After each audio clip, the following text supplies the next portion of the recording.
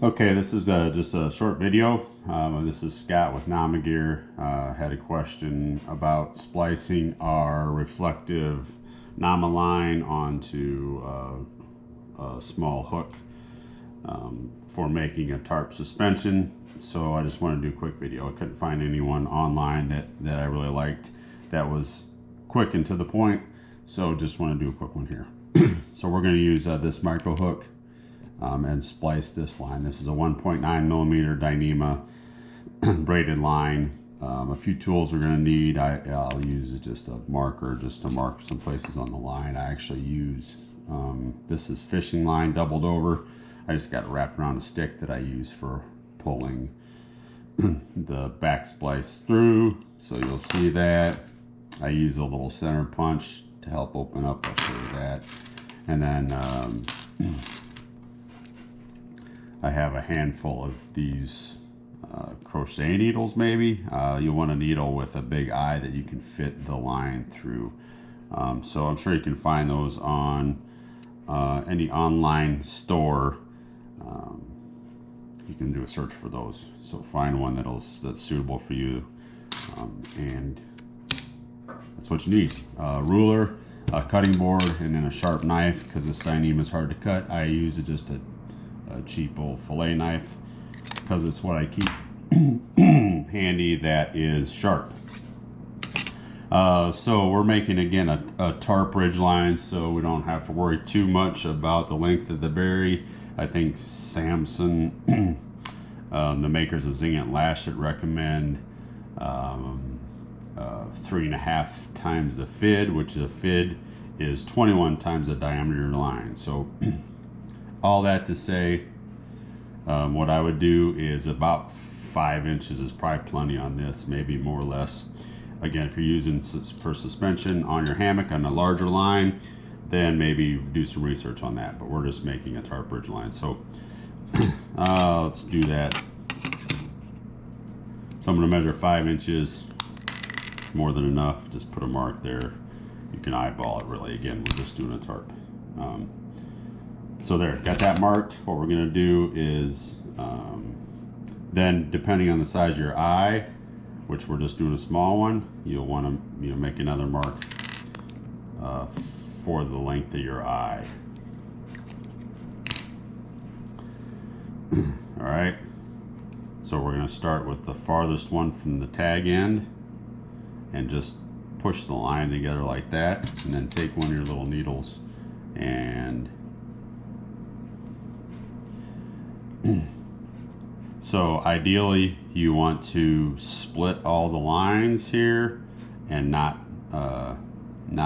separate the actual 8 strands. So through the middle there with that, and then I take my little center punch and open that up. So you're just wanting even amount on both sides. And then we gotta stick our whatever you're going to splice on here. We're just going to do this little hook for this demonstration. Put it on there where the eye is going to be, and then you're going to put the tag in through the hole you just made. Got that? Alright, so now you have something that looks like this. You're going to pull it beyond to where your other mark is for the size of your eye and do the same thing. Just kind of push those together there. Take your needle or whatever you have. The smaller lines here are a little more difficult to do this. Again, just go through the middle there. I do a little twist there to open that up enough to get my center punch in the hole. And then push that through there. Now we're going to take the other end of our line, the long end, and do the same thing back through this hole that we just made. Okay, pretty easy there. Now we got this. This is called a locked Brummel, I believe. And then you can just pull that tight and snugs that up. So that what that does, that locked Brummel just keeps your splice from backing out. You could get a similar strength, or maybe even more strength.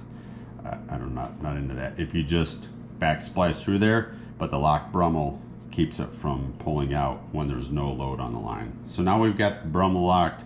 One thing we still want to do is to taper this.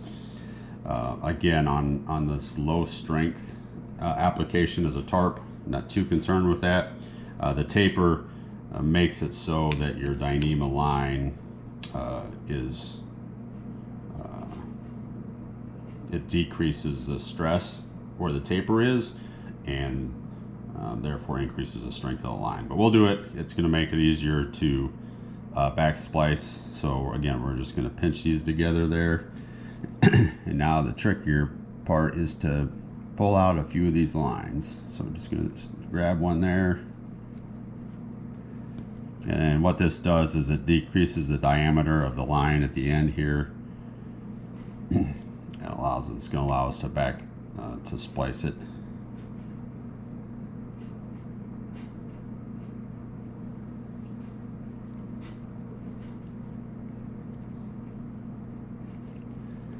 So again, these lines, these small lines, especially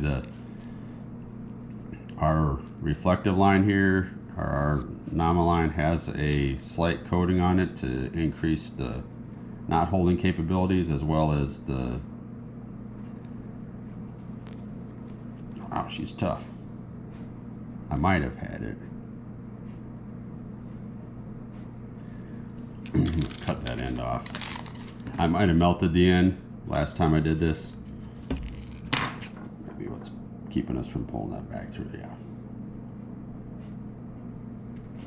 So you're gonna pull out a line.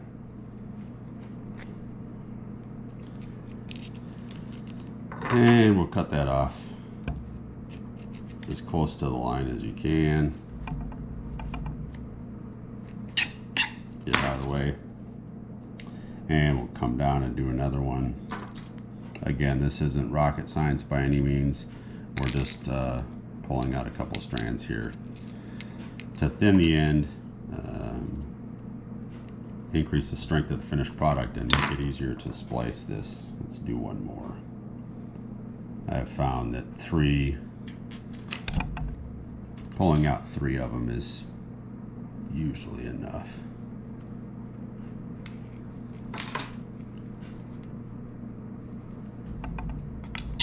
Okay, so got our line, got our taper in the tag end. So now we want to come back beyond where it's going to be, because what's going to happen is as we feed this back through, this distance here will shorten up some because we're increasing the diameter. So just come beyond, and then we're going to push that back up. This can be where it's tricky. So you're going to want to take your fishing line or whatever you have to pull it. Your goal here is just to get in the middle of this braided line, and then you should be able to feed it up through there, and it'll run. Once you get in the center, you can't see it now, but it's running right up in the center of this.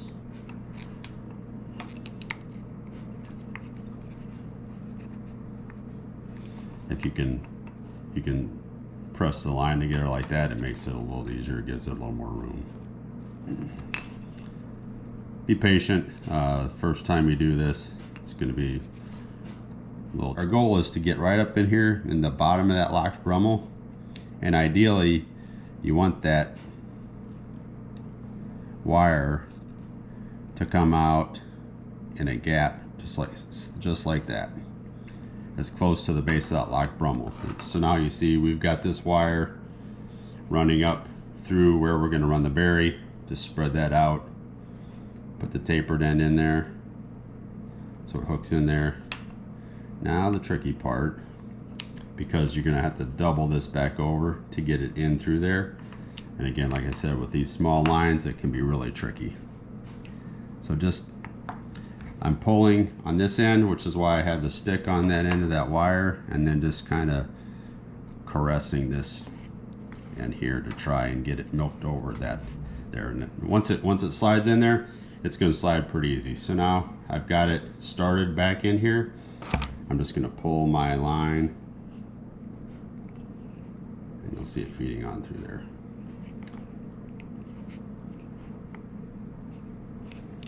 Once you get out the end, you want to pull it tight. That snugs up against the lock brummel there.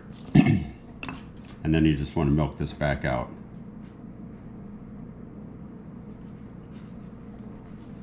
Now you see I'm close. I might not even have enough. I'm gonna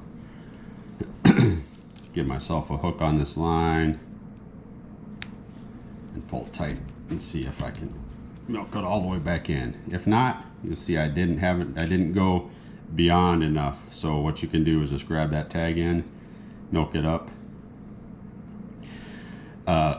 So a couple things you can do. To do it properly, you would want to come back beyond a little more, feed your tool back through, grab the tag in and redo it. I'm going to see if I can't milk it out because we're really close.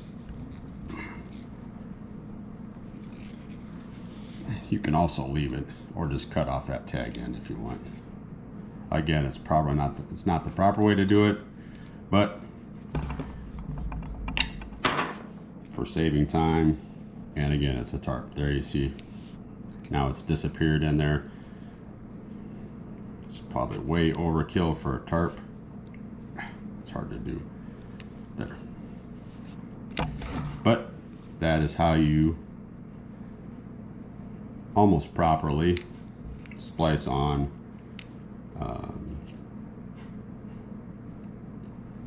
make a end splice, a loop splice in the end of our reflective NAMA line. You can use the same process for any Dyneema line, Zing it, Lash it, or the larger AM steels. But that's how you do it. Thanks for watching.